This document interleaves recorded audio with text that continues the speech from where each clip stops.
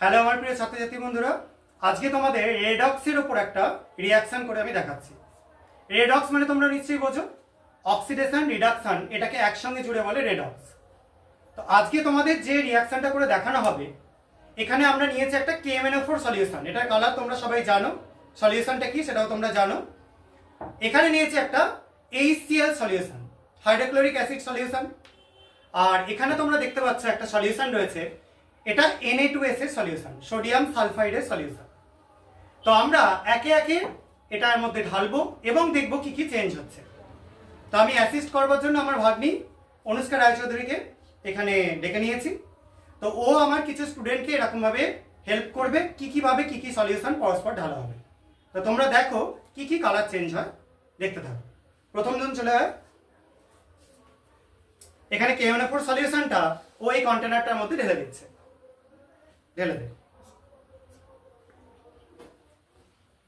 বেশ, রেখে দে। এখানে দেখো সলিউশনটা এখানে ঢালা হয়েছে। এবার এই সলিউশনের মধ্যে আমরা HCl সলিউশন মেশাবো, দেখবো কোনো চেঞ্জ হয় কিনা। তো দেখা যাক HCl সলিউশন মিশিয়ে পরের জন চলে আয়, ঢাল।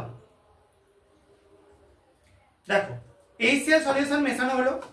এবার একটুখানি আমরা একটা গ্লাস টিউব দিয়ে খুব সামান্য একটু নাড়িয়ে দিচ্ছি, ঠিক আছে। এবার এর মধ্যে আমরা তৃতীয় জনকে ডেকে নিচ্ছি, সে অল্প পরিমাণে যোগ করবে এখানে রাখা Na2S সলিউশন। অল্প অল্প করে যোগ কর, আর তুই স্টারার দিয়ে কন্টিনিউ নাড়া এটাকে আরো কিছুটা। দেখতে পাচ্ছিস সবাই, কালারটা কিন্তু চেঞ্জ হয়ে যাচ্ছে। সবাই তোমরাও নিশ্চয়ই দেখতে পাচ্ছ, এটার কালার যেটা ছিল সেটা থেকে পুরোপুরি কালারটা ডিসঅ্যাপিয়ার করে গেল, ভ্যানিশ হয়ে গেল। অর্থাৎ এই যে পটাশিয়াম পার ম্যাঙ্গানেট সলিউশন, এটা এখানে পুরোপুরি ডিসঅ্যাপিয়ার হয়ে গেল বা কালারটা পুরোপুরি ভ্যানিশ হয়ে গেল। তা কেন হলো? এখানে একটা রেডক্স রিঅ্যাকশন হলো, যেখানে KMnO4 এর সলিউশন যেটা আমরা নিয়েছিলাম সেটা Mn ছিল +7 স্টেটে।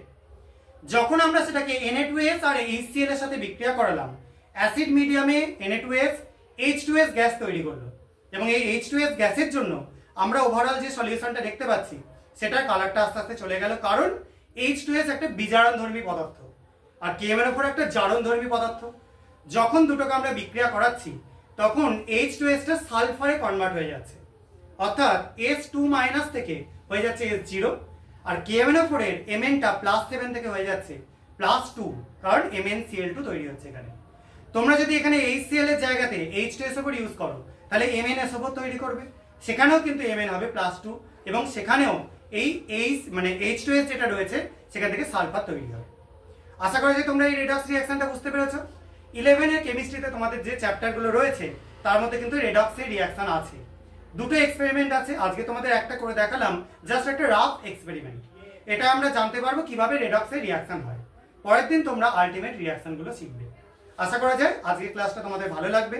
যদি ভালো লাগে তাহলে তোমরা চ্যানেলটা সাবস্ক্রাইব করো এবং ভিডিওগুলো লাইক ও শেয়ার করো। আজকের মতো এটুকুনি, বাই।